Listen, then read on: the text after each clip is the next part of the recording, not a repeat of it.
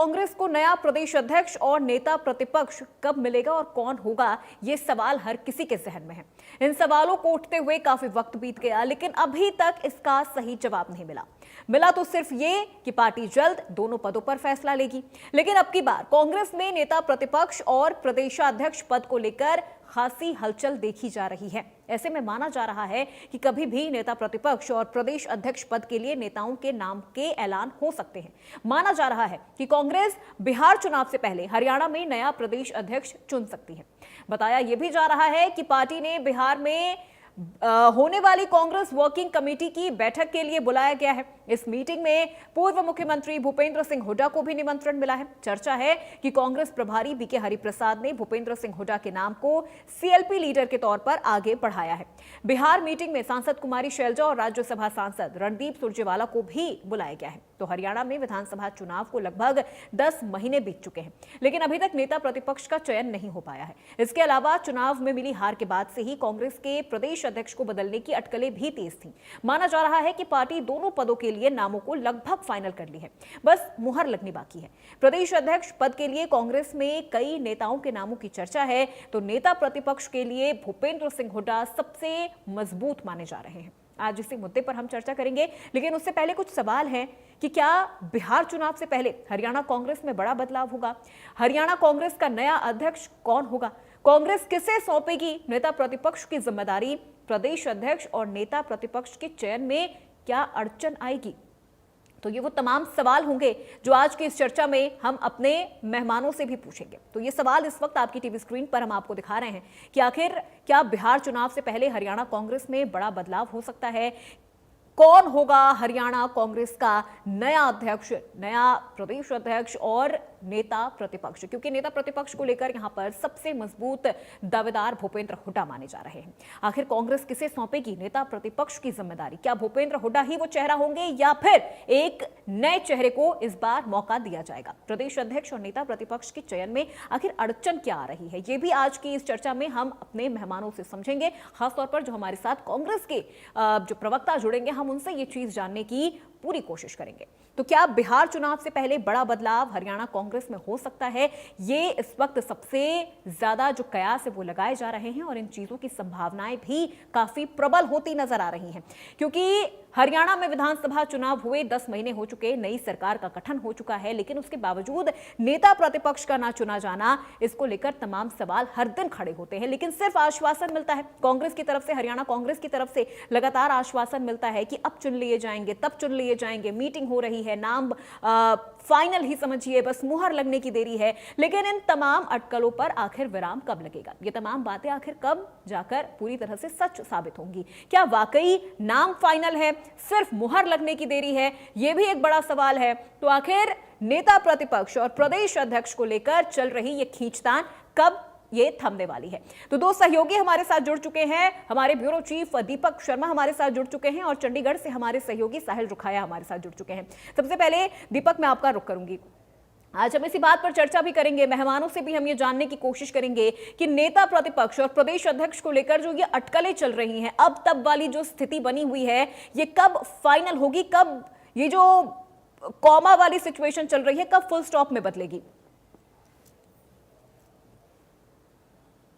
देखिए, अगर बात की जाए तो कांग्रेस में यूं तो 11 वर्ष तक बिना संगठन के हरियाणा में संगठन सृजन अभियान के तहत कांग्रेस पार्टी के द्वारा 11 वर्ष बाद हरियाणा में संगठन में जिला अध्यक्षों की नियुक्ति की गई थी।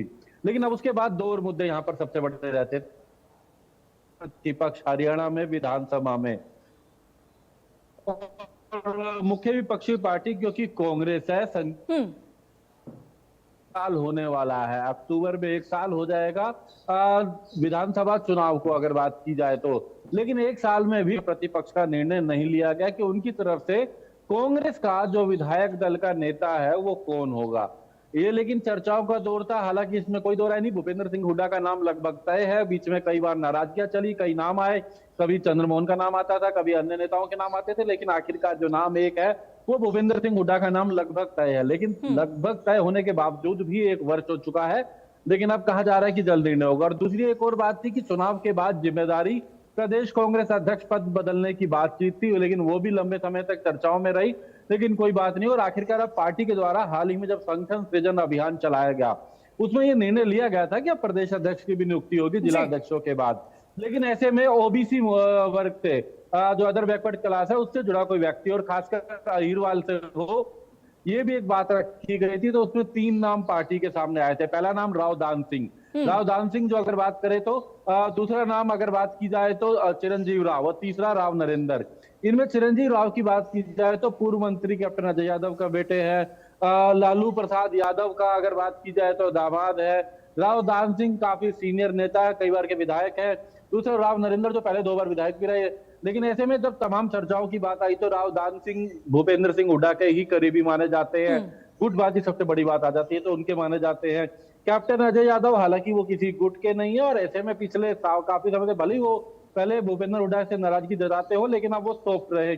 और ऐसे में चिरंजीव राव के लिए उन्होंने शैलजा से भी बात करी, सुरजेवाला से भी, भूपेंद्र हुड्डा को भी, सबको एक राय करने की कोशिश करी। लेकिन बात अभी तक निर्णय उनके नाम पर नहीं बनी है, चिरंजीव राव पर। लेकिन एक नाम ऐसा है राव नरेंद्र, जिसके नाम को लेकर के पार्टी में कहीं ना कहीं सहमति बनती नजर आ रही है। जिसके नाम पर कहीं ना कहीं सहमति तो है, लेकिन पार्टी ये निर्णय कब लेगी ये अभी पार्टी हाईकमान पर निर्भर करता है। और जब तक लेटर जारी ना हो तो चर्चाएं कई चलती है, नाम कई तय होते हैं, लेकिन आखिर में कहीं ना कहीं बात बिगड़ती जाती है। लेकिन फिलहाल सीएलपी पे भूपेंद्र सिंह हुड्डा और पीसीसी पे अगर बात की जाए तो राव नरेंद्र का नाम तय माना जा रहा है। लेकिन ये सूची जारी होने का इंतजार है, इसमें कोई दो राय नहीं है। आज भी अगर बात की जाए तो सीडब्ल्यूसी की बैठक बिहार में रही, तो ऐसे में ये चर्चा थी कि अब बिहार चुनाव से पहले ही इस पे पार्टी निर्णय ले लेगी। संगठन सृजन अभियान तो हुआ, लेकिन अब संगठन सृजन अभियान में प्रदेश अध्यक्ष के बाद निर्णय जल्द होगा।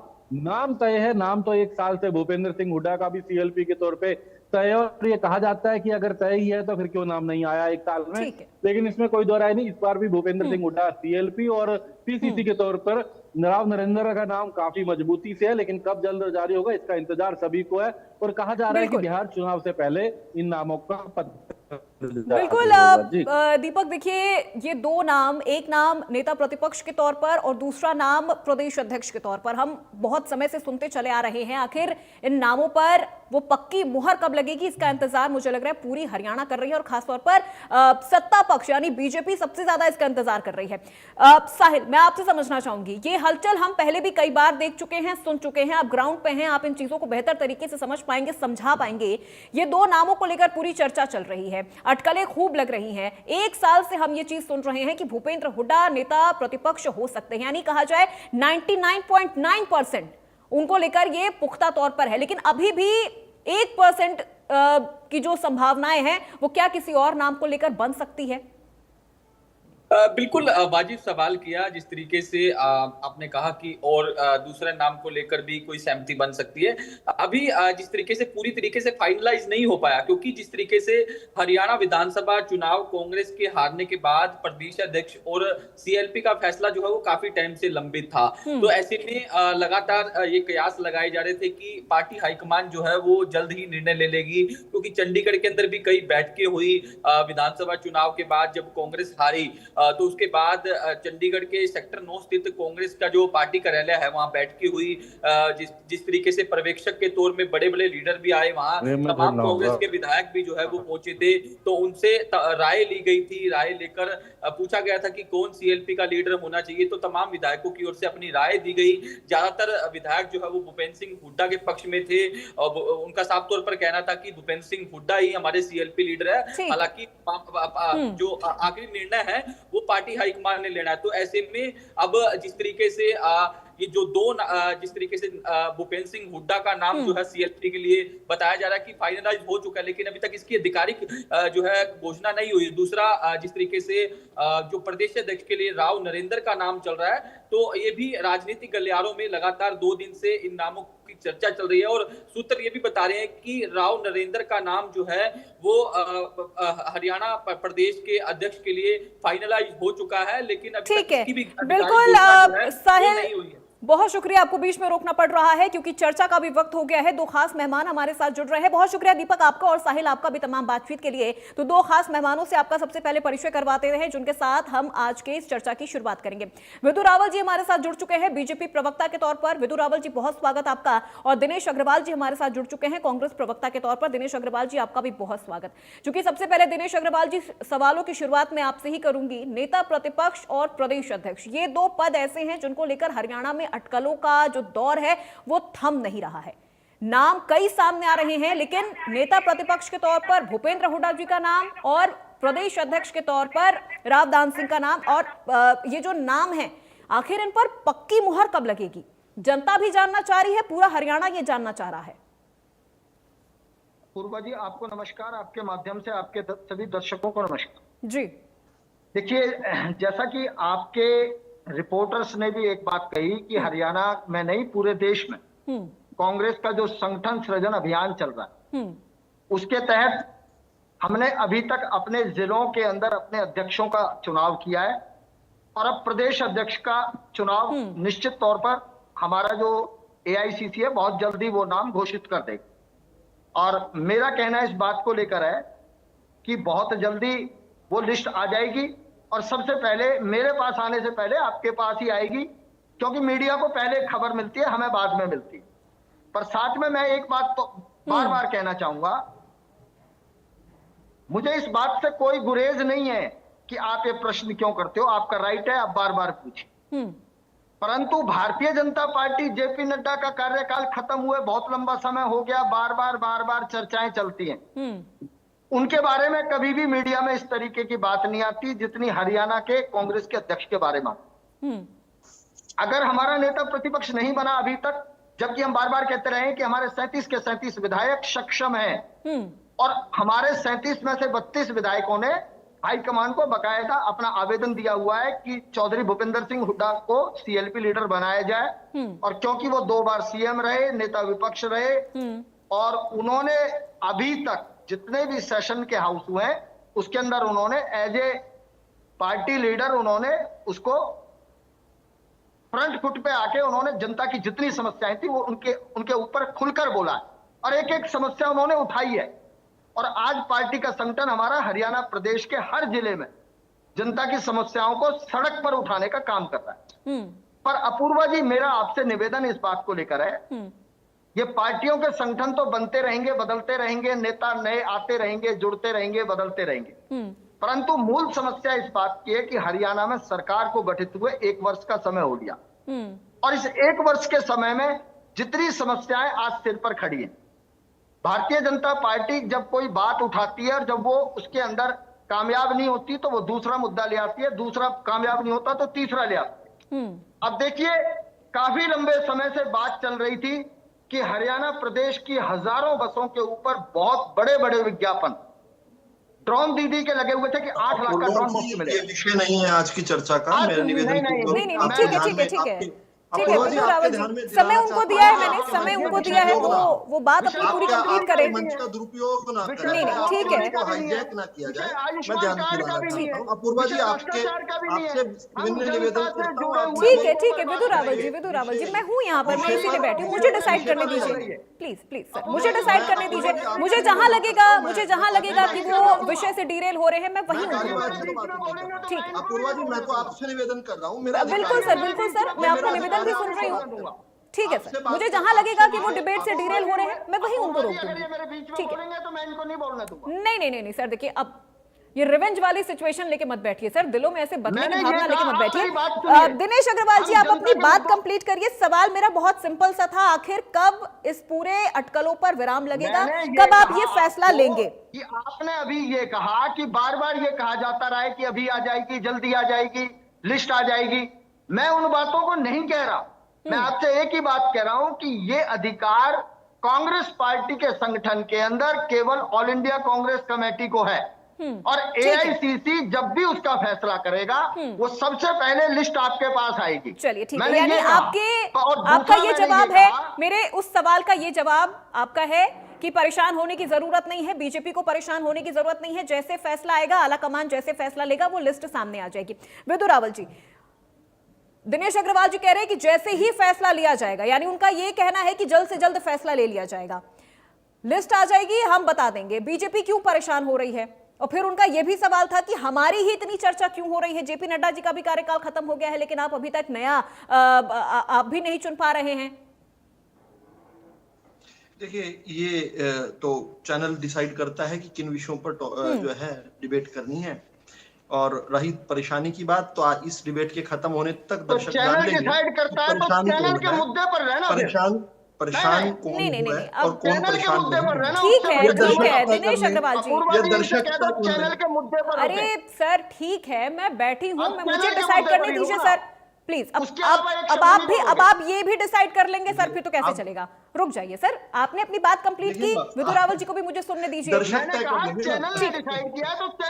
ठीक है सर, ठीक है विधु रावल जी। दर्शक ये भी तय कर लेंगे कि भाजपा परेशान है या कांग्रेस परेशान है, भाजपा का प्रवक्ता परेशान है या कांग्रेस का प्रवक्ता परेशान है। इस डिबेट के अंत तक तय हो जाएगा। चलिए, विषय ये है कि देखिए, इसमें कोई दो राय नहीं है। कांग्रेस के प्रवक्ता ने जो बात कही कि ये कांग्रेस का अंदरूनी मामला है, वो इटली से उठाकर अध्यक्ष लेकर आए या क्या करें, वो या थाईलैंड घूमने वाला, बैंकॉक जाने वाले और महत्वपूर्ण विषयों पर मलेशिया जाने वाले, इस प्रकार का कोई लोकसभा के जैसे हमारे नेता हैं, उस प्रकार का कोई विषय लेकर आए, कोई पता नहीं। लेकिन हमारा जो विषय है और हरियाणा की जनता का विषय, वो केवल भाजपा का विषय नहीं है, वो है नेता प्रतिपक्ष को लेकर। ये हरियाणा का अधिकार है।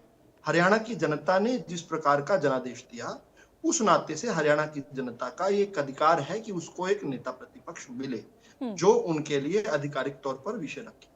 ये ठीक है कि संसदीय परंपराओं का को गीता के समान जो है पूजने वाली भारतीय जनता पार्टी की सरकार है, और सहिष्णुता इस प्रकार की है कि इन्होंने तो अपना नेता प्रतिपक्ष नहीं तय किया, इनके अंदरूनी कला है, जो भी कारण है, this is list of our concern कि क्या है कारण। इसके बावजूद भी भारतीय जनता पार्टी की सरकार ने बड़ा दिल दिखाते हुए नेता प्रतिपक्ष से संबंधित जितने भी कोई सुख सुविधाएं की बात हो, और चाहे तो उनका जहां जहां रोल जिन समितियों में होने का, उसमें हमने ओवर एंड अबव जाकर जो है इन लोगों को छूट दी है, जिसको लेकर गाय बगाए इंडियन नेशनल लोकदल जो है इतराज जताती रही है। हालांकि अलग बात है कि जब इंडियन नेशनल लोकदल 2014 में नेता प्रतिपक्ष और प्रतिपक्ष के स्थान पर आई थी, उस समय भी हमने उन लोगों को भी over and above the prevention जो कन्वेंशंस थी कांग्रेस पार्टी के द्वारा, हमने, याद कीजिए, हमने उस समय विधानसभा के अंदर संसद में नेता प्रतिपक्ष के लिए कमरा दिया था। याद कीजिए, उनको कैबिनेट स्तर का हमने रैंक दिया था। उस समय कांग्रेस वाले कहते थे कि आप इंडियन नेशनल लोकदल को ये क्यों ये फैसिलिटीज दे रहे हो। फैसिलिटी ना कांग्रेस को थी ना इंडियन नेशनल लोकदल को है। फैसिलिटी जो है भारतीय जनता पार्टी हरियाणा की जनता को देना चाहती है, और हरियाणा का जनता का अधिकार है संसदीय परंपराओं में ये एक नेता प्रतिपक्ष होना। तो देखिए, विधु रावल या भारतीय जनता पार्टी नहीं, हरियाणा की जनता भी कोई सरोकार नहीं रखती कि कांग्रेस का कौन बनेगा कौन नहीं बनेगा। सबने वही काम करना है, सबने वही ऊपर से जो गलत बातें आती है उनको यहाँ बात बोलना है, सबने वही एक राज खानदान की चमचागिरी करनी है, एक खानदान यहाँ पर बनाया उसकी करेंगे चमचागिरी, और तो इससे अतिरिक्त तो कोई कांग्रेस से नहीं ऊपर। तो हम भी इनके में दिलचस्पी खो चुके हैं, हरियाणा की जनता भी खो चुकी है, इसलिए इनको वोट नहीं देती। लेकिन मैं फिर से रिपीट करता हूं, नेता प्रतिपक्ष ना दे पाना ये कितना बड़ा नाकामी है। 1 साल हो गया, 1 साल हो गया, ये लोग कहते थे कि हम सरकार बनाएंगे, सोच कहीं सिरन उठ जाती है। एक पद देना था, केवल एक दायित्व देना था, वो नहीं दे पा रहे हैं। अगर गलती से इनकी सरकार बन जाती, गलती से बन जाती, हरियाणा की जनता से गलती हो जाती है, और गलती हो सकती है, पहले भी होती रही है, तो क्या होता ये सोचिए आप। ये एक व्यक्ति नहीं बना सकते, तब क्या आज तक मंत्रिमंडल ना बनता? ठीक है विधु रावल जी, तब क्या? हालांकि देखिए, ये सवाल भी वाजिब है, और जैसा कि दिनेश अग्रवाल जी ने कहा कि हम नेता प्रतिपक्ष किसे चुनेंगे, कब चुनेंगे, ये एआईसीसी का फैसला होगा, आला कमान का फैसला होगा, हम बता देंगे। लेकिन नहीं, अपूर्वा जी, मैं माफी के साथ मैं इसमें इंटरवेंशन करूं। नेता प्रतिपक्ष में हम सबका सरोकार है, अपूर्वा जी का भी, विधु रावल का भी, हरियाणा के जन का। हाँ, ये अपना इनके यहाँ अध्यक्ष की कितनी वैल्यू है हम देखते हैं। मल्लिकार्जुन खड़गे जी के कुर्सी के पीछे तौलिया नहीं होता, सोनिया गांधी के होता है। मल्लिकार्जुन खड़गे पानी पीने लगते हैं तो कभी राहुल की तरफ दिखाते हैं कि आप पियेंगे साहब, छोटे साहब आप पियेंगे, बड़ी मालकिन आप पियेंगे, वो वाली स्थिति है। देखते हैं हम इनकी स्थिति में, हमें उससे कोई दिलचस्पी नहीं। ये नेता अपना प्रदेश अध्यक्ष किसको बनाए, अपने प्रदेश का संगठन बनाए ना बनाए इनके, क्योंकि वैसे भी इनकी बैठकों में क्या होता है, जूतम पजार होती है, दे कुर्ता फाड़ बैठ के, दे लठ दे जूता, इस प्रकार की बैठकों का आपने तो रिपोर्ट किया इस चैनल पर, एक के बाद एक रिपोर्ट किया। हमें उससे कोई दिलचस्पी नहीं। नेता प्रतिपक्ष जो है ना, नेता प्रतिपक्ष वाले विषय से हमारी जरूर दिलचस्पी है और होनी चाहिए, क्योंकि हमारा सरोकार जुड़ा है साहब उससे, हमारा उससे जो है कंसर्न। ठीक है दिनेश अग्रवाल जी, देखिए जैसा आपने पहले कहा कि ये एआईसीसी का फैसला होगा, ठीक है, फैसला तो आला कमान ही लेंगे कि किसे नेता प्रतिपक्ष चुनना है, किसे प्रदेश अध्यक्ष बनाना है, लेकिन जनता भी इससे जुड़ी हुई है, सत्ता पक्ष भी इससे जुड़ी हुई है, क्योंकि जब जनता सरकार बनाती है तो उसका दूसरा पहलू नेता प्रतिपक्ष भी होता है। यानी वो सिर्फ सरकार नहीं चुन रही है सर, वो अपना नेता प्रतिपक्ष भी चुन रही है कि सरकार तो हमने इसे चुन लिया, लेकिन सरकार को आईना दिखाने के लिए विपक्ष में उनका लीडर कौन होगा, यह सबसे बड़ा सवाल है। ये जनता के लिए भी जानना जरूरी है और जनता भी इससे जुड़ी हुई है दिनेश अग्रवाल जी। लेकिन सबसे बड़ा मुद्दा इस वक्त हरियाणा में गुटबाजी को लेकर है। दिनेश अग्रवाल जी एक मिनट मेरी बात कंप्लीट हो जाने दीजिए, अब अपना जवाब दीजिएगा। मेरे इस पूरी बात में ही सवाल है, सबसे बड़ी परेशानी है गुटबाजी की। अभी भी अगर भूपेंद्र हुड्डा को अगर आप अपना नेता प्रतिपक्ष चुन लेते हैं, या चुनने को लेकर जो खबरें सामने आ रही हैं, क्या पता कुमारी शैलजा इसका विरोध कर दे, क्या पता इसके अलावा कोई और सुरजेवाला इसका विरोध कर दे। तो ये जो गुटबाजी चल रही है पहले ये खत्म करना होगा सर, और इसीलिए 10 महीने का वक्त लग चुका है। अब आगे कितना वक्त लगेगा ये तो खैर एआईसीसी ही जाने। अपूर्वा जी 10 क्यों 11 हो गए महीने अपूर्वा जी। ठीक है दिनेश अग्रवाल जी जवाब दीजिए। उत्तर दूं उससे पहले मैं 2-3 बातें जो मेरे साथी प्रवक्ता ने बोली है, मैं उनका उत्तर पहले दूंगा फिर आपका दूंगा। ठीक है। देखिए अभी इन्होंने, वो भी नेता प्रतिपक्ष हैं राहुल गांधी जी लोकसभा में, उनका नाम नहीं लिया, लेकिन इन्होंने जो बातें जिस तरीके की करी कि खड़गे जी का सम्मान नहीं होता, राहुल जी अपने हाथ से गिलास उठाकर पानी का पहले उनको देते हैं, बाद में खुद पीते हैं। राहुल जी उनको अपने से आगे चलाते हैं, खुद पीछे चलते हैं। लेकिन आपने खूब देखा होगा कि जेपी नड्डा अगर गलती से भी मोदी जी की बगल में पहुंचना चाहे तो अमित शाह हाथ पकड़ के पीछे खींच देते हैं। इवन देन राजनाथ सिंह जी का और जेपी नड्डा जी का, उनको माला में खड़े होने का अधिकार नहीं है मोदी जी के साथ। जो लोग अपने राष्ट्रीय अध्यक्ष को प्रधानमंत्री के साथ माला में खड़ा नहीं होने देते, हाथ पकड़ के पीछे खींच देते हैं, वो लोग उन पर बोल रहे हैं जो अपने बुजुर्गों को सम्मान दे रहे हैं, उनको पहले पानी का गिलास देते हैं, पहले उनको आगे चलाते हैं, खुद पीछे चलते हैं। दूसरी बात, इन्होंने जो जिक्र किया थाईलैंड, बैंकॉक और मलेशिया, सबसे पहले तो इनको यह बता दूं कि प्रधानमंत्री पिछले 10 साल के अंदर कितनी विदेश यात्राएं कर चुके हैं। अगर प्रधानमंत्री 150-200 विदेश यात्रा कर चुके हैं और लीडर ऑफ अपोजिशन अगर विदेश यात्रा करता है तो ऐतराज क्यों होता है। लेकिन जिस तरीके से इन्होंने इस बात को उठाया राहुल जी को बदनाम करने के लिए, मैं बार बार पहले भी कहता रहा हूं, मैं आज फिर कह रहा हूं, ध्यान से सुन लो, मुझे इंटरप्ट मत करना। अटल बिहारी वाजपेयी 19 फरवरी 1999 को दिल्ली से लाहौर बस लेकर गए, नवाज शरीफ से गले मिले और ऐसे दिखाया जैसे वो अपने घर में हो। दिनेश अग्रवाल जी, लाल कृष्ण मुद्दे पर आइए, गुटबाजी कब खत्म होगी? नहीं, मुद्दे पर आइए, गुटबाजी कब खत्म होगी, सस्पेंस कब खत्म होगा? नरेंद्र मोदी को प्रधानमंत्री, दिनेश अग्रवाल जी, अब आप कौन कितनी बार विदेश गया, क्यों गया, कैसे गया, अब आप पूरा अटल बिहारी वाजपेयी जी से लेकर आप अभी तक की पूरी गिनती बता देंगे सर? आप वक्त बर्बाद कर रहे हैं दिनेश अग्रवाल जी, आप वक्त बर्बाद कर रहे हैं सर। सिंपल सवाल है मेरा, दो नाम इस वक्त आपके सामने है, आपके सामने है और नवाज शरीफ से गले मिलते हैं। दिनेश अग्रवाल जी, सिंपल सवाल है, विषय पर रहिए। कौन कितनी बार विदेश यात्रा गया, कौन मोदी जी गए, राहुल गांधी गए, वो अलग विषय है। मुद्दा यह है कि आखिर कब इस सस्पेंस को खत्म किया जाएगा, गुटबाजी कब खत्म होगी, नेता प्रतिपक्ष कब चुना जाएगा। और ये सिर्फ, अगर आप ये कह रहे हैं कि ये सिर्फ आला कमान का फैसला है, ये सिर्फ कांग्रेस का अंदरूनी मामला है, तो सर ये कोई शादी विवाह का मामला नहीं है, घर के अंदर की कोई लड़ाई नहीं है, ये प्रदेश की बात है। तो सर जवाब बनेगा, सवाल भी पूछा जाएगा। आपने उनको रोका क्या? अगर मैं दिक्कत क्यों हो रही है?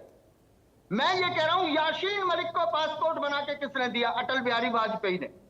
5 प्रधानमंत्रियों ने अपने साथ उसको बिठाया मीटिंग में।